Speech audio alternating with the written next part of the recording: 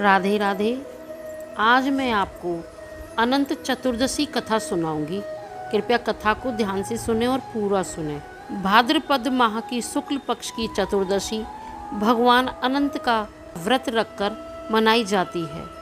इस व्रत के नाम से लक्षित होता है कि यह दिन उस अंत न होने वाले सृष्टि के कर्ता विष्णु की भक्ति का दिन है। अनंत सर्व नागा नामधेय सर्व कामदा मदा भूयात प्रसन्नोमि वक्ता नाम भयंकरः। इस मंत्र से पूजा करनी चाहिए। यह विष्णु कृष्ण रूप है और शेषनाग काल रूप में विद्यमान है, अतः दोनों की सम्मिलित पूजा की जाती है। अनंत चतुर्दशी की पूजा सुबह जल्दी उठकर स्नान करके एक कलश की स्थापना करें। कलश पर अष्टदाल कमल के समान बने बर्तन में कुशा के से निर्मित अनंत भगवान की स्थापना की जाती है।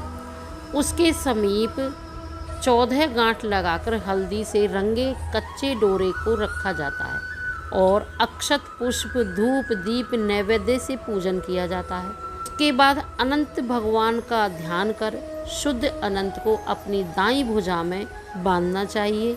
यह धागा अनंत फल देने वाला होता है। अनंत चौदस की 14 गांठें लोकों की प्रतीक हैं, उनमें अनंत भगवान विद्यमान हैं। आइए सुनते हैं अनंत भगवान की कथा। एक बार महाराज युधिष्ठिर ने राजसूय यज्ञ किया। यज्ञ मंडप का निर्माण सुंदर तो था ही, परंतु बहुत अद्भुत भी था। उसके स्थल में जल और जल में स्थल की भ्रांति होती थी। यज्ञ मंडप की शोभा निहारते निहारते दुर्योधन एक जगह को स्थल समझकर कुंड में जा गिरा। द्रौपदी ने उसका उपहास करते हुए कहा कि अंधे की संतान तो अंधी ही होती है। यह बात उसके हृदय में वाण की तरह चुभ गई।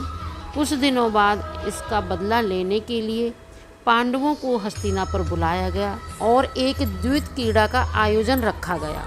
द्यूत क्रीड़ा में छल से परास्त किया गया। परास्त होकर पांडवों को 12 वर्ष के वनवास का भोगना पड़ा। एक दिन वन में युधिष्ठिर से मिलने भगवान श्री कृष्ण आए।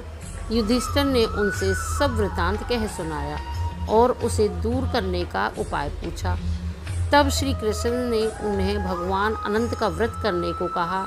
इसमें तुम्हारा खोया हुआ राज्य फिर से प्राप्त हो जाएगा। इसके बाद भगवान श्री कृष्ण ने युधिष्ठिर को एक कथा सुनाई। प्राचीन काल में सुमंत नाम के ब्राह्मण के एक सुशीला नाम की कन्या थी। बड़ी होने पर ब्राह्मण ने सुशीला का विवाह कौंडिल्य ऋषि के साथ कर दिया। कौंडिल्य ऋषि सुशीला को लेकर अपने आश्रम को चल दिए। रास्ते में रात हो जाने पर वे नदी तट पर संध्या करने लगे। सुशीला ने वहां पर खूब भी सी स्त्रियों को किसी देवता की पूजा करते हुए देखा। सुशीला के पूछने पर उन्होंने विधि पूर्वक अनंत व्रत की महत्ता समझा दी। सुशीला ने वही उस व्रत का अनुष्ठान करके 14 गांठों वाला डोरा हाथ में बांध कर लिया और अपने पति के पास आ गई। कौंडिल्य ऋषि ने सुशीला के हाथ में बंधे धागे के बारे में पूछा तो उसने सारी बात समझा दी। कौंडिल्य ऋषि सुशीला की बातों से अप्रसन्न हो गए तथा उसके हाथ में बंधे डोरे को अग्नि में डाल दिया। यह अनंत भगवान का अपमान था। कौंडिल्य ऋषि की सुख संपत्ति नष्ट हो गई। सुशीला ने इसका कारण डोरे को जलाने वाली बात दोहराई। पश्चाताप करते हुए ऋषि भगवान अनंत की खोज में वन में चले गए। जब वे भटकते भटकते निराश होकर गिर पड़े और बेहोश हो गए तो भगवान अनंत ने दर्शन देकर बोले, हे कौंडिल्य, मेरे अपमान के कारण ही तुम्हारे ऊपर यह मुसीबत का पहाड़ टूटा है। तुम्हारे पश्चाताप के कारण मैं प्रसन्न हूँ। आश्रम जाकर 14 वर्ष तक विधि विधान पूर्वक अनंत व्रत करो, तुम्हारे सारे कष्ट दूर हो जाएंगे। कौंडिल्य ऋषि ने वैसा ही किया। उन्हें सारे कष्टों से मुक्ति मिल गई। श्री कृष्ण की आज्ञा मानकर युधिष्ठिर ने अनंत भगवान का व्रत किया, जिसके प्रभाव से पांडवों को महाभारत युद्ध में विजय प्राप्त हुई। तो यह थी अनंत चतुर्दशी व्रत कथा। आशा करती हूँ आपको यह अनंत चतुर्दशी कथा पसंद आएगी। यदि आपने हमारे चैनल को अभी तक सब्सक्राइब नहीं किया है तो कृपया करके चैनल को सब्सक्राइब करें और ज़्यादा से ज़्यादा अनंत चतुर्दशी कथा शेयर करें ताकि सभी बहनों के पास कथा पहुंच सके और वह अनंत चतुर्दशी व्रत कर सकें। राधे राधे।